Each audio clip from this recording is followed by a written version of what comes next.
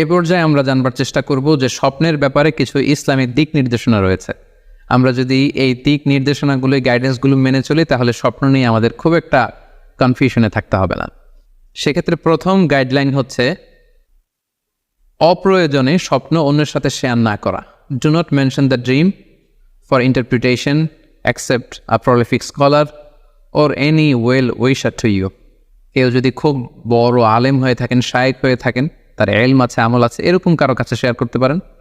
অথবা আপনার শুভাকাঙ্ক্ষী আপনাকে ভালো অ্যাডভাইস করতে পারে, আপনাকে পছন্দ করে, এরকম লোক ছাড়া কারো কাছে স্বপ্ন শেয়ার করা যাবে না। সুনানে তিরমিজিতে স্বপ্ন অন্যের সাথে শেয়ার না করার ব্যাপারে একটি হাদিস এসছে, যেখানে আল্লাহ রাসূল সাল্লাল্লাহু আলাইহি সাল্লাম বলেছেন, লা ইয়াকুসুহা ইল্লা আলা ওয়াদ্দিন, অর্থাৎ যে তোমাকে পছন্দ করে এমন কারো কাছে ছাড়া স্বপ্ন শেয়ার করবে না। অথবা আউজি রাইন, এমন লোক যে ডিসিশন দিতে পারে, he can advise you, he can provide you the right decision, এরকম লোক যদি আপনার কাছের শুভাকাঙ্ক্ষীদের মধ্যে থেকে কেউ থেকে থাকে, আপনি তার সাথে শেয়ার করতে পারেন।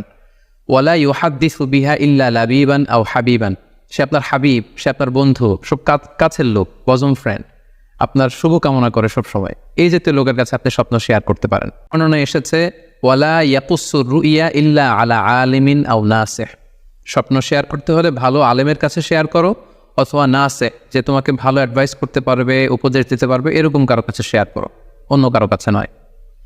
সুনানে তিরমিজিতে এ ব্যাপারে একটি বাব রচনা করা হয়েছে, যে বাবুলা তাকুসুর রুইয়া ইল্লা আলা আলিম আও নাসিহ, আলেম বা শুভাকাঙ্ক্ষী নসিহতকারী ছাড়া কারো কাছে স্বপ্ন শেয়ার করা যাবে না।